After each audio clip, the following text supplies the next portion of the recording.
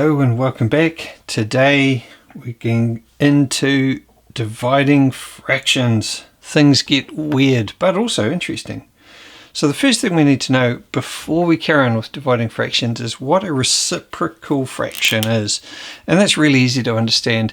It's kind of like a reverse. So if I had 2/3, the reciprocal fraction of that, it's just the opposite. I'd say it's 3/2. So that's all a reciprocal is. All I've done is swapped the denominator for the numerator. So that's the first thing we need to understand when we're going to start dividing fractions, because there's a very simple trick you can do to get the right answer. And we're going to get into it a little bit and show you why that right answer looks a bit weird but is also correct. Once you have your reciprocal fraction, there's an interesting thing that happens. If you multiply those two fractions, you'll end up with 1. I'll show you what I mean. So if I go 2 times 3, that's 6. Then 3 times 2 is 6. 6 over 6, as you know, is the same as 1. Just an interesting little aside. And now let's do dividing fractions. There is a very simple trick. Here's the easy trick that you can use. Say you had a question like, I don't know, 1/3 divided by 2/7. Now, weirdly, it looks difficult, but I'm going to say to you, it's not really. Let's go through step by step. I'll just move this across a little bit. So I've got 1/3 divided by 2/7.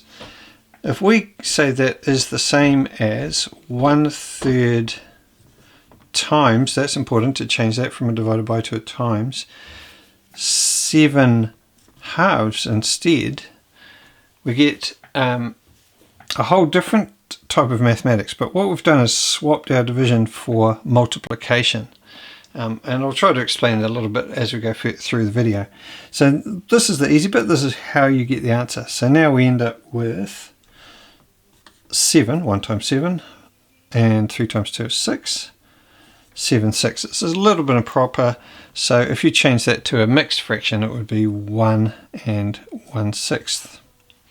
So that's how we do it. It's not difficult at all. The only thing is to remember to change your divided to times and then reciprocate the second fraction. Not the first, but the second. That's an important little note. Not hard to do. I'll give you one to try for yourself right now. See how you go. Okay, here's a new set of numbers for you. 2/5 divided by 3/6. How many times will 3/6 fit into 2/5? That's kind of what we're really asking, and we'll go back into that again. So pause it here, have a go for yourself. How did you go? Right, if you remember what we said earlier, we'll say it's the same as 2/5, that does not change. Change that to times and then reciprocate it 6/3. So 2/5 divided by 3/6 is the same as 2/5 times 6/3. Okay, like I said, this is a relatively easy bit. 2 times 6 is 12. And then 5 times 3 is 15. Can we simplify that? I believe so. Both of these numbers here can be divided by 3, I believe. So if we said, well, 12 divided by 3 is 4, and 15 divided by 3 is 5, we end up with 4/5. How did you go? Simplifying is another whole thing that's covered in a different video. Okay, have a look at this one. Have a go by yourself. 1/2 divided by 2/9. Or you could think to yourself, how many times does 2/9 fit into a half? Could be a clue there. Right then, pause for a sec. How did you go? Well, by now you'll have realized that you can just do a very simple thing. You copy down the half, that stays the same. Divided becomes times, and then you reciprocate the second fraction, and you end up with 1 times 9, which is 9 over 4, or 9/4. Now, if I was to write that as a proper fraction, not an improper fraction, we'd say, well, 4 fits into 9 twice with 1/4 left over. So we'd have 2 1/4. But why? Why does my answer end up bigger than either of the fractions that I started with? Surely when you divide things, you end up with a smaller number. We'll go through step by step and see if we can explain why this happens and why this trick works. Okay. One of the key things to understand is this little guy here, the times symbol. When we're dealing with parts of numbers, fractions or decimals, this time sort of becomes like an of. So if we think of it as of, that makes it a little bit easier to understand. So what we're actually looking at here is finding out what half of 9 halves would be. 9 halves is about the same as 4 1/2, and then half of that, of course, is 2 1/4. So it makes sense when you run it through in this way. But what's really happening? Let me try to show you as we go through. Suffice to say that the trick works really, really well, but it can be a little bit mind-bending when your answers end up with more than what you started with. You're basically trying to say how many times does that fit into the other number, and that's kind of where we're coming from. Okay, let's see if we can work it out. So to help understand how it goes, we also need to understand that fractions are kind of a division question already. This denominator, the bottom number, tells you how many times to chop it up. So when you multiply anything by a fraction, like 1/6, you're also dividing it by 6. So you could say 1/6 is the same as divided by 6. And we talk about this in class all of the time. Now here's the thing, and we talked about reciprocal fractions before. 6.0 if you like, can also be written as 6/1. Now 1/6 isn't the same as 6/1, they're reciprocals, but if we ignore that for the moment, we can say 6 is the same as 6/1. Now that's exactly where our problem is solved, by using this little trick. Now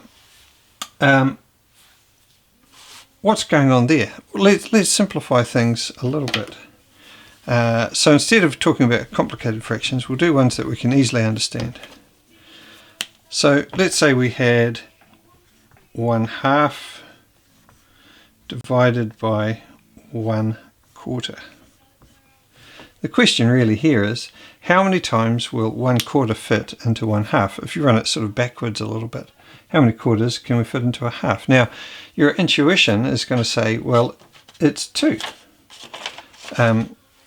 We can say, yeah, well, that easily, we can get that, can't we? If we even had the fractions there, say this is a half, we know that's a half. Can you see that on the screen there? Yep.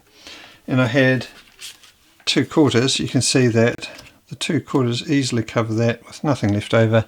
It fits in twice. So try to show that again. Start with a half, say how many quarters will fit in. 2 of them will. Easy peasy, and can't quite pick them off the board here. Alright, there we go. Nice. Nice and simple. Now, let's explore that a little bit further. What does that same thing look like mathematically? Right. Come back to this. We said 1/2 divided by 1/4 is the same as 1/2 multiplied by 4/1. We've done the reciprocal of this one, and then you can see that we'll get the same answer because 4 times 1 equals 4, of course, and 2 times 1 is 2. 4/2 is the same as 2. That's the answer we're looking for there. Move that across a little bit. The more complicated the fractions are, though, the harder it is to guess or estimate, if you want to use that word. That's where our trick comes in. It gives us a reliable way to work it out. So say we had a more complex one. Say we had 4/9 divided by 3/7. Don't you love this stuff? It's just cool. We're asking how many 3/7 fit into 4/9. Okay, right. Well, the first thing we do, as you know, is we convert it. We say 4/9 again, times, get rid of the divided by, 7/3. Right. Then we just do our multiplication as we often do. 4 times 7, 28. 9 times 3, 27. Now you'll notice those two numbers are very similar, very close together. It's going to fit 1 and a bit times. So I say, well, 27 fits into 28 one time with 1/27 left over. Okay, let's see if we can demonstrate this same question just using these physical fractions. So over here you can see I've got my 3/7 set out. And if I had these 4/9 over here,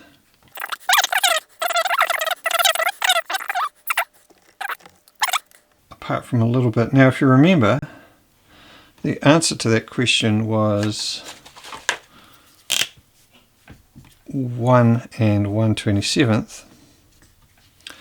And what you should see here is that the ninths cover the thirds almost entirely, except for this one little sliver, which as it turns out would be 1/27 left over. Okay, one last question to finish off with. We can divide fractions that we understand, but what if they're improper fractions to start with? Say like 9/7 divided by 12/5. Absolutely you can. It works in precisely the same fashion. All we do is stick with our 9/7. We multiply that by 5/12.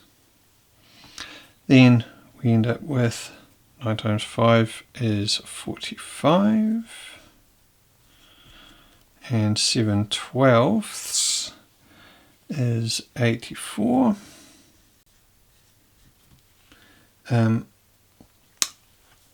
And we end up with this kind of messy fraction, which we'd have to simplify, but it does still work. Can we chop that into simpler bits? Yes, I think if we divide them both by 3, you would get, hopefully I'm right on this, divide them both by 3, you would get 15/28.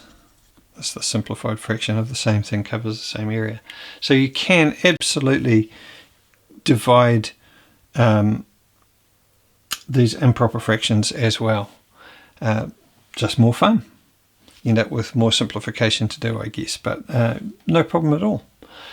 Like I say, experiment, have fun, give it a go.